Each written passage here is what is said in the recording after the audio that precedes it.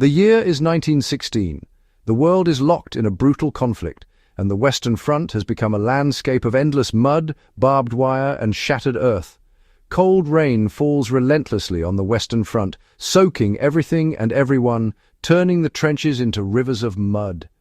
Soldiers huddle together for warmth in the filthy trenches, haunted by hunger more than enemy fire.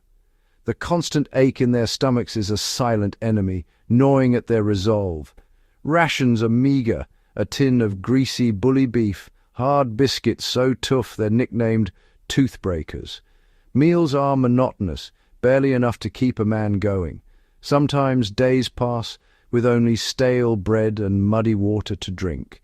The men grow weaker, their bodies craving nourishment that never comes. Hunger weakens the men, dulls their senses, and saps their will to fight.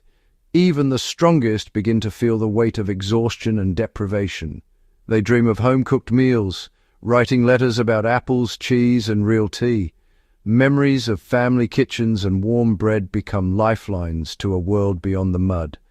When rations finally arrive, every crumb is precious. Nothing is wasted.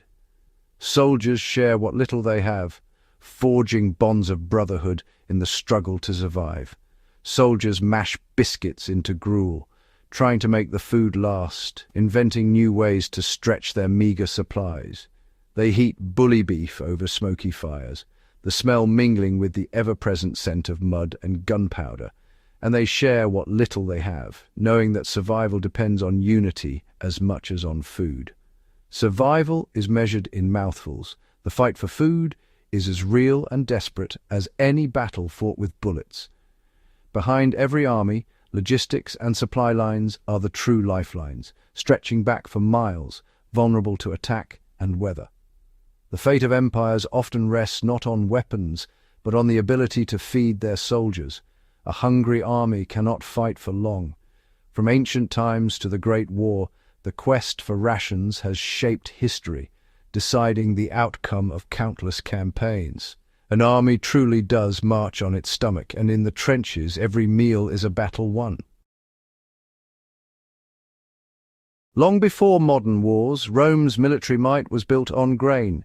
Each legionary received daily wheat, grinding it themselves to bake hard panis militaris bread. This routine kept soldiers disciplined and busy, and whole grains travelled well across the empire. Rations included salt, olive oil, and sour wine. Simple but reliable, Rome's vast roads and granaries ensured armies could campaign far from home. Logistics, not just tactics, gave Rome its edge.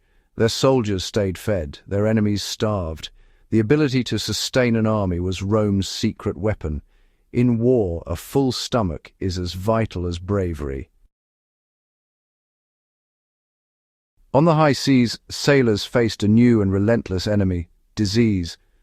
Life aboard a ship was perilous not just because of storms or enemy fire, but because of what was missing from their daily lives: fresh, nourishing food. Their diet, salted meat and hardtack, was tough, monotonous, and often infested with weevils. Meals were more a test of endurance than a source of comfort, and the lack of variety took a toll on both body and spirit. Without fresh food, scurvy ravaged crews, gums rotted, wounds reopened, and men died in droves. The disease struck silently, weakening even the strongest sailors until they could barely stand. More sailors died from scurvy than from battle or storms. The sea became a graveyard, not from cannonballs but from a simple lack of vitamins.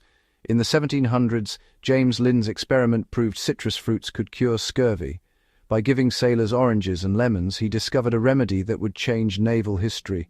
It took decades of debate and resistance, but the Royal Navy finally issued lemon or lime juice, earning British sailors the nickname limeys. This small addition to their rations saved countless lives.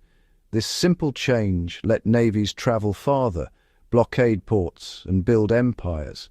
The ability to keep crews healthy transformed the balance of power at sea.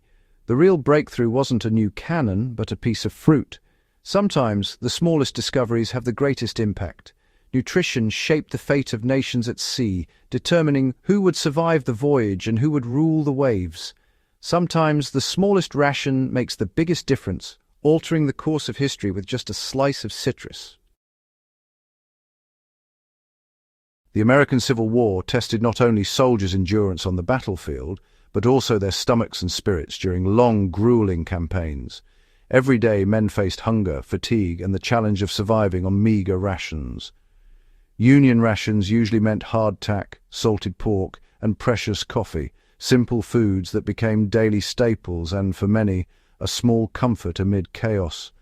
Hardtack was so tough and unyielding, soldiers often soaked it in coffee or smashed it with their rifle butts just to make it edible, joking about its brick-like texture. Confederates fared even worse, often surviving on little more than bacon and cornmeal, and forced to forage for anything remotely edible as supplies dwindled. Hunger haunted both sides, but the South's shortages were especially dire, with many soldiers growing weak and desperate as the war dragged on. Soldiers improvised meals, mixing hardtack and pork into skilly galay, or roasting coffee beans over open campfires, seeking warmth and a taste of home in every cup. The North's industrial strength and vast railroads kept its armies better supplied, ensuring Union troops were fed and able to keep fighting. Confederate letters home pleaded desperately for food, describing empty stomachs and crumbling morale as the war's hardships mounted. The war's outcome hinged not just on battlefield strategy, but on the ability to feed and sustain an army through months of hardship and deprivation. In the end, food supply was a silent, decisive weapon, shaping the fate of soldiers and the nation itself. The World Wars revolutionized military rations. In WWI, canned bully beef became a trench staple, monotonous but life-saving. Bwani brought science to the mess kit. The American K-ration, designed for nutrition, portability, and energy. Compact boxes held meat, biscuits, chocolate, coffee, and even cigarettes. These rations let soldiers operate far from supply lines, fueling fast-moving campaigns. Food technology became as crucial as weaponry. Victory often depended on a tin can or a cardboard box. The battle for rations is a story of survival, ingenuity, and the will to endure.